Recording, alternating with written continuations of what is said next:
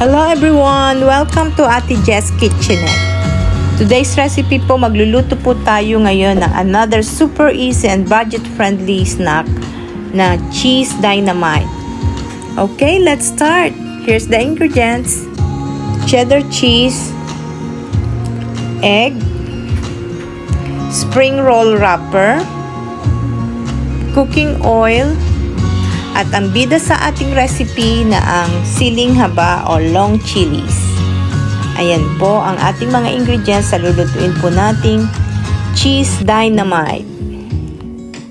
Una po ay tatanggalin natin ang mga buto ng mga chilies. Dahan-dahanin po natin itong hiwain sa gitna at scrape po natin ito dahan-dahan para hindi po mabali yung kanyang stem. Maging maingat lang po tayo kasi madaling mapunit po yung sili.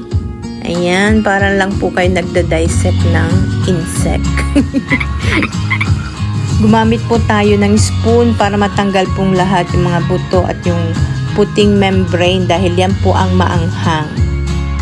Pero kung gusto nyo po ng medyo may kick or anghang, magtira po kayo ng konting buto at puting membrane ng sili. Yan po ang i-consider natin sa paggawa po natin ng dynamite. Kung mas marami pong butong maiwan, mas maanghang po. Depende po yan kung gaano po kataas ang tolerance nyo po sa anghang. Ito na po sila, isa-set aside lang po natin.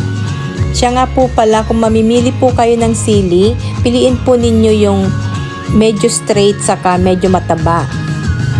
Ayan, ilalagay na po natin ang mga cheese sa loob ng sili. Yung cheese po ay hiwain ito ng parang stick. Yung para pong size ng french fries. Saka wala pong limit ang paglagay. Kung gusto nyo po ng mas marami, pwedeng-pwede po. Ang ginamit ko po ditong cheese ay yung cheddar cheese. Pero kung gusto nyo pong gumamit ng quick melt, pwede rin po. Ayan na po ang ating stuffed green chilies with cheddar cheese. Ayan, handa na po ba kayong magbalot? Ay, ako po excited na po sa ating pagbabalot ng dynamite. Kailangan pa po pala nating paghiwa-hiwalayin ang ating mga lumpia wrapper. Ayan. Maging maingat lang po tayo dahil madali po itong mapunit. Be gentle. O sige, umpisa na po nating mag-wrap. Siguraduhin lang po nating maganda ang pagkakabalot at medyo higpitan po natin para hindi po sumabog ang mga cheese habang piniprito po natin ang mga ito. Nagbati nga po pala ako ng isang itlog. Ito po ang gagamitin nating pangdikit. Ayan, i-continue lang po natin ang pag-wrap. Sundan na lang po natin yung video kasi nahirapan po ako mag-explain. Basta ang mahalaga ay nakalabas po yung tangkay ng sili. Alam niyo po ba kaya bakit tinawag itong dynamite? Dahil pagkatapos po itong mabalot, nagmumuka po itong dynamite. At syempre sumasabog sa ating bibig ang anghang sarap ng dynamite kung kinakain po natin ito. Ayan. Sige na po, gumawa na rin po kayo. Sigurado pong magugustuhan po ninyo ito. Ito na po ang ating cheese dynamite. Ready na po ito for frying. Ayan, magpiprito na po tayo. Iinit lang po natin yung kawali at lagyan po natin ng katamtamang oil. Sige po, ipiprito na po natin ang ating cheese dynamite. So, ang ating heat po dito ay medium heat lang po. Huwag po natin itong i-overcrowd para maluto po ang ating mga cheesy dynamite evenly. At make sure po na tina-turn po natin ito constantly or from time to time para hindi po ito masunog at para po pantay-pantay ang pagkakaluto nito. Antayin po natin ito maging golden brown. Yan. At this point po, nasa medium to low heat lang tayo dahil kung masyado pong mataas ang ating apoy, sasabog po ang ating dynamite.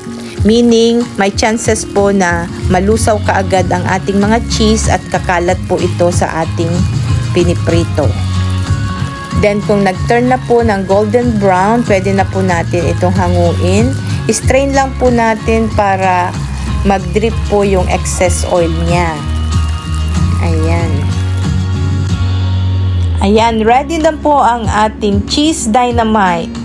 I-plate up lang po natin at iserve po natin ito with our favorite dippings.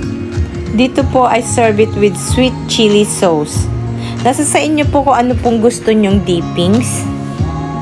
Di ba po napakadali lang siyang gawin? Subukan din po ninyo. Very easy and budget-friendly snack. Napakasarap, promise. Ito na po ang moment of truth. Tikman po natin. Perfect! Sarap! Sana po ay may natutunan po kayo sa ating recipe ngayon. Kung mayroon po kayong comment or suggestion, feel free po to write down below. Subukan din po ninyo magluto nito. Napakasarap pero napakadaling gawin.